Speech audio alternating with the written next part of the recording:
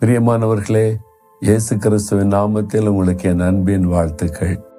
இந்த இடம் ரொம்ப அழகா இருக்குதா? ஒரு மலை மேல ஒரு கேபிள் கார்ல ஏறிக்கிட்டே இருக்கிறோம். ரொம்ப அழகான ஒரு இடமா இருக்குது. சரி, ஆண்டவர் இன்றைக்கு உங்களுக்கு ஒரு வசனம் கொடுக்கிறார். 147 சங்கீதம் 3வது வசனம், இருதயம் நொறுங்குண்டவர்களை குணமாக்குகிறார், அவருடைய காயங்களை ஆண்டவர் கட்டுகிறார். இருதய நொறுங்குண்டவர்களை குணமாக்கி அவருடைய காயங்களை கட்டுகிறார். நம்முடைய சரீரத்தில் காயம் ஏற்படுவது உண்டு. வியாதி ஏற்பட்டு சுகமாக்குகிற ஒரு காரியம் நடைபெறுகிறது. நம்முடைய இருதயத்திலே கூட சில பாதிப்புகள் உண்டாகி இருதயத்தில் சுகம் வர வேண்டியது அவசியம். காயம் கட்டுவது அவசியம். சிலருடைய இருதய நொறுங்குண்டு காயப்பட்டு இருக்கும். யாரோ ஒருவர் சொன்ன வார்த்தையினால உங்களுடைய இருதயம் காயப்பட்டு இருக்கிறது. ஏதோ ஒரு சம்பவம் உங்களை பாதித்ததுனால இருதயம் காயப்பட்டு உள்ளத்துக்குள்ள ஒரு வேதனை. இது வெளியில தெரியாது, இருதயத்துக்குள்ள அந்த காயம் இருக்கும். முகத்தில் அந்த காயத்தினுடைய பாதிப்பு வெளிப்படும். ஒரு துக்கம், சோகம், சோர்வு, அந்த மாதிரி நீங்க பாதிக்கப்பட்டிருக்கிறீங்களா? இந்த மாதிரி சொல்லிட்டாங்களே, இந்த மாதிரி நடந்துட்டே, இந்த மாதிரி எனக்கு செய்துட்டாங்களே அப்படின்னு இருதயம் காயப்பட்டு இருக்கிறதா?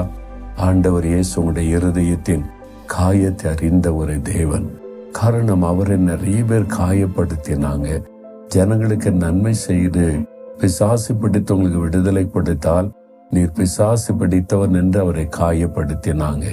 இயேசுவை குற்றப்படுத்தினாங்க.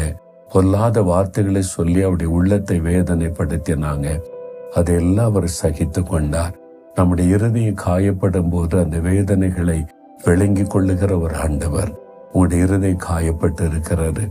அதனால ஆண்டவர் இயேசு உங்களை பார்த்த, மகளே, மகனே, நான் உன் இருதயத்தின் காயத்தை மாற்றி உன்னை குணமாக்குகிற தேவன் என்று சொல்லுகிறார். ஆண்டவரிடத்துல உடைய மனம் திறந்த அந்த காயத்தை சொல்லுங்க. இந்த காரியம் என்னை காயப்படுத்தி விட்டது, இந்த வார்த்தை என்னை காயப்படுத்தி விட்டது, இதுதான் என் மனசுல நினைத்து வேதனைப்பட்டு கொண்டே இருக்கிறேன், எனக்கு உதவி செய்யுங்க என்று சொல்லுங்க.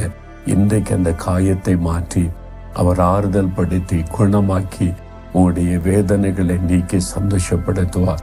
இருதயத்துல கை வைத்து சொல்லுங்க, ஆண்டவரே, இருதயம் காயப்பட்டு போனது, உள்ளத்துக்குள்ள இந்த வேதனை, மன வேதனை துக்கப்படுத்தி கொண்டே இருக்கிறது. கல்வாரி சிலுவையில் இந்த காயங்களை ஏற்றுக்கொண்டீரே, என்னை குணமாக்கும் என்று ஜெபிக்கிற இந்த மகன், இந்த மகளுடைய இருதயத்தை நீர் காயங்களை மாற்றி குணமாக்கி ஆறுதல் படுத்தி தாங்கி நடத்தும். இயேசுவின் நாமத்தில் ஜெபிக்கிறேன் பிதாவே. ஆமேன், ஆமேன்.